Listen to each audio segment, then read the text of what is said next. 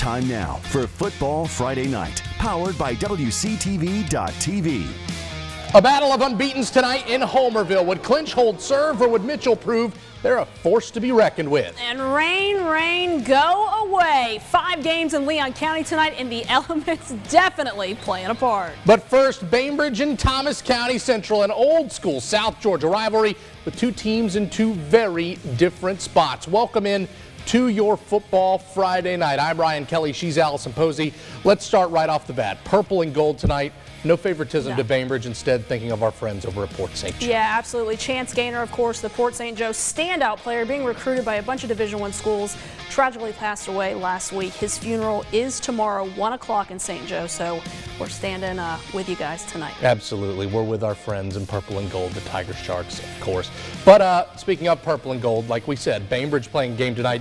Bainbridge and Thomas County Central, we've said it all week, a tale of two teams, but boy, wouldn't Bainbridge love to right the ship and knock off their rivals. To beat an unbeaten rival who's coming off a state championship, no better win than that, right? Well, hey, let's go ahead and do it. To the Jackets' Nest we go. A special night. 3 Yellow Jacket alumni being inducted into the School Sports Hall of Fame. Handshakes about opening drive. Christian Deuce Vaughn with the big run.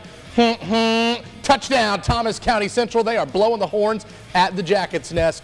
Quick score for the home team. Next Jacket drive, Jalen Johnson going deep to Gary Pringle. Wide open. That's an easy 6 points for Thomas County Central. All right, how about this? Bearcats getting on the board. Ensuing kickoff. Bainbridge's Vontre Willingham jukes a couple Jackets, and he returns it. Could go, will go. See you later. Touchdown, Bearcats. And Bainbridge proving, yeah, they're not just going to go away in this one. Absolutely. Second quarter now, Johnson to his guy, Pringle, once again. Hey, if it ain't broke, don't fix it, right? Another wide open, same sideline score for another Jacket TD. I get it was Lay's slogan, not Pringle's, but you can't have just one, can you? Anyway, Bainbridge's quarterback sacked, continuing to struggle on offense. Or the Bearcats against that vaunted Jacket defense. Next drive, Kobe Carnage jukes a couple Bearcats and scores the TD, fighting through that defense, too. Almost tripped up. And Carnage is such a cool I know, name. right? Causing carnage. Anyway, before halftime, how about Deuce again, doing it again,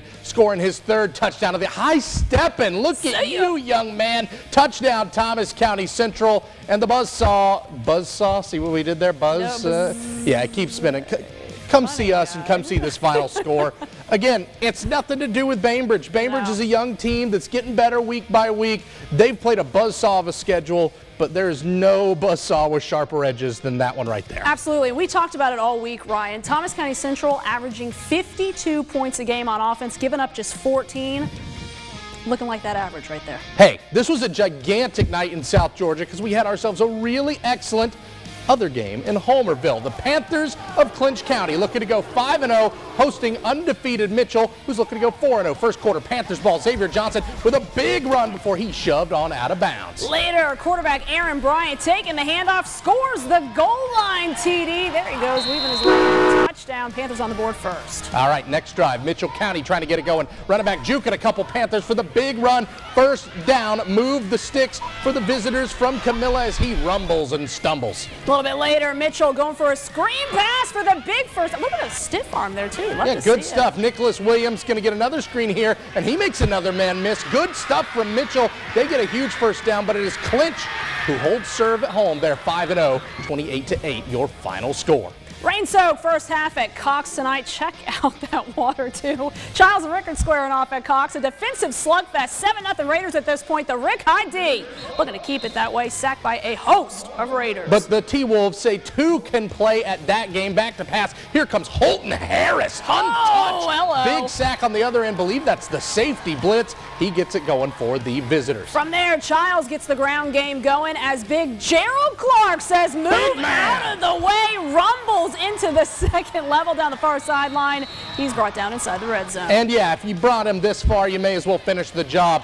Clark gets the handoff near the goal line. This game tied at 7. Points were at a premium, but the home team from the south side holds serve 14-7. Rickards survives and Chiles loses yet another one-possession ball game. All right, listen, if this seemed bonkers, it's because tonight was bonkers, including an unbelievable finish at Maclay as Valwood looked to stay undefeated against the Marauders. Come on back on your Football Friday Night.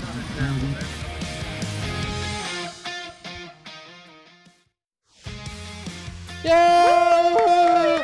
Okay, listen, so we don't have any sound for our Battle for the Banner video. Like. Well, it was Thomas County Central student section, so there's probably some horns too. Some yeah. Yeah. But anyway, Thomas County Central Stinger Swag, the student section there, nominated for Battle of the Banner this week. Of course, we go through all of our Big Bend, South Georgia student sections, try to find the best of the year, give them a shiny new banner at the end of the season. Thomas County Central, I promise we can hear you, and Bainbridge will probably be hearing those horns in their sleep. We should get the banner for that. We that should. Performance right there? Yeah, we're nominated now too. Okay, listen. So Valwood's been rolling. Yeah. Maclay's looked very well improved. Yeah, they looked really good. Me and you both circled this game on the schedule and said this is going to be an interesting It was, and I went to this game. Crazy game. Let's get to the highlights. All right. Happy Friday the 13th from Maclay. It's a little creepy fog action there. Marauders up 20-7 at the half. Thought this was just about over. Third quarter, 20-13. Valiant's driving. Hand off to Braylon Neal. So Valwood with a chance to tie it on the extra point attempt. BB Potter, not on our field. Huge block. Maclay leads 20-19. Hold on to that. You're going to find out why in a bit. Marauders driving on the 14-yard line, looking to tack on a few more, going forward on 4th down. How about this Valwood defense stopping George Grant just shy of the first down? Valiants get the football for one final drive, and bends that right there. That was a big tackle. They drive downfield, clock ticking down, but bad snap, Grant all over him. Maclay would take a knee to end it. Marauders get the big gutsy win, 20-19, and juiced up. All right, so down goes one of our undefeateds. Would Aucilla Christian suffer the same fate? Spoiler alert, no. Duval Charter did not stand a chance. No score, great patience here. Quarterback Landon LaRosa finds Bryson Mills, who stays in bounds for the TD. 8-zip Aucilla after the conversion. An immediate response, though, from the visitors. This is Alex Voorhees. You said Friday the 13th, and now we've got a Voorhees on the field. He turns this one into a long touchdown. Their conversion, however, no good, 8-6. But if there was ever any doubt this game belonged to ACA, LaRosa fumbles it, picks it back up, finds an open man. How about that? Ethan Bass, 16-6 after the score, and it was all ACA from there. 52-12. Yeah, no problem. Coach Colby and the guys staying undefeated. Lowndes playing their 5th straight home game to start the season. Is that legal? Welcoming Kell from Marietta to the Concrete Palace. First quarter Kell ball. The away team gets on the board first with a goal line TD. A little bit later, the Vikings, they're going to get it done on defense here. Stopping the screen pass, saying, yeah, not today. Yeah, no. Not today. Not Second quarter Viking ball. Marvis Parrish dropping back, but the pressure just too much to handle. A little bit later, Kell's offense gets going as the receiver jukes a couple Vikings for the first down. Vikings, they are still undefeated. Just toying with these guys. It's no biggie. 35-13. All right, Madison had a big rivalry win last week. Now on the road this week playing the Columbia Tigers, but they set the tone early. Designed run from L.J. Crumity. Yeah, boy, that sounds familiar, doesn't it? Yeah. All the way down the sideline. He will not be caught. 97 yards on the first play. 6-0 for the boys. Fast forward, late in the first half, Madison threatening, but Columbia gets a fumble here, confident on the ground. The home team from Lake City is right in business before the half. Next drive for the Tigers, Zamarian Jones, the quarterback, scrambled around, looking for anybody. He just takes it himself. 12-yard line, 29 seconds left in the half. But watch this next play. This gets a little interesting. Jones going to fire his way to Kyron Caldwell, tries to reach for the goal line and fumble! Yeah, the Boot Hill Bullies come up with it, and they come up with a big rivalry win. 18-13 your final. The boys are now 3-1 on the season. Raining at Leon, where Florida High hosted South Broward tonight. Rain everywhere. Poor Ryan. Already up 7-0 Knowles at this point when Maurice Adams said, "Meet me at the QB." The big sack puts the Bulldogs behind the chains, and they are forced to punt. Ensuing Florida High drive, Knowles, they need a first down bad, and they get one here. Nice call on the halfback draw as Tegan Hackett, wide open hole to move the sticks for the home team. From there, goal to go. Play action. Cannon Cowie showing off the cannon. Finds his tight end, Maurice Adams, who has reservations for 6. 14-zip Knowles. They would pretty much cruise from there. Tough ending to this game. Actually, Ryan called short because of an injury to a South Broward player. Definitely thoughts for that player and program tonight. Florida High, though, they do get the win, 27-6. All right, listen, Brooks County Everybody got worried about them after losing the war on 84. They've been rolling. They're fine. Yeah, they're fine, but they get a big test tonight at home, welcoming in Fitzgerald, the Purple Hurricane. No rain in Quitman. Look at how pretty that was at Veterans Stadium. But the Hurricanes got on the board first and never looked back. Fitzgerald intercepts a pass for George Lamont. Anyway, you get the idea. Take a look at the final score tonight. This was a tough one for Brooks, 23-13. Top 10 matchup, number 4 in 5A Lee County traveling to number 10 in 6A Colquitt County. Trojans trying to get their first win ever over the Pack. Bad snap for Colquitt. Lee County recovers inside the 10. Trojans capitalize. Weston Bryan to Dontavius Bailey for the TD, and that's kind of how things would go for Colquitt County tonight. They lose. 47-35. John Holston, Godby Cougars, home at Chiles, playing Suwannee. So anyway, this was a wild game. That's all I can really tell you about it. But forced to punt, Michael Rawson fields it, slipping a tackle, finds a hole. Big return for the Bulldogs, and Big Green is in business. A few plays later, they would let him finish the job. Up forward, 7-0 for the visitors. Second quarter, same score here. How about Damaris Bunyan? He's going to look to throw this one deep, and instead says, yeah, I should maybe keep this one myself. Good thing. Touchdown, Godby. Okay, this game was crazy. Take a look at your final, 29-26. How about a blocked field goal to give Godby the victory? Special teams. Broward Memorial Stadium. Patrick Wise making his home debut for FAMU DRS, hosting Sneads. 3rd and long for the Pirates to start the second half. They get it going, dumping it off to Isaiah Perkins deep into DRS territory.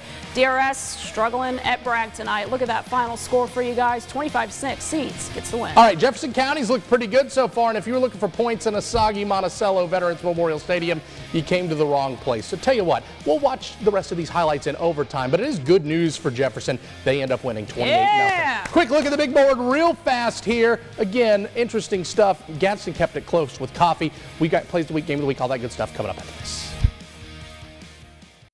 Plays of the Week? Plays of the Week. Let's do it, and let's start at Maclay.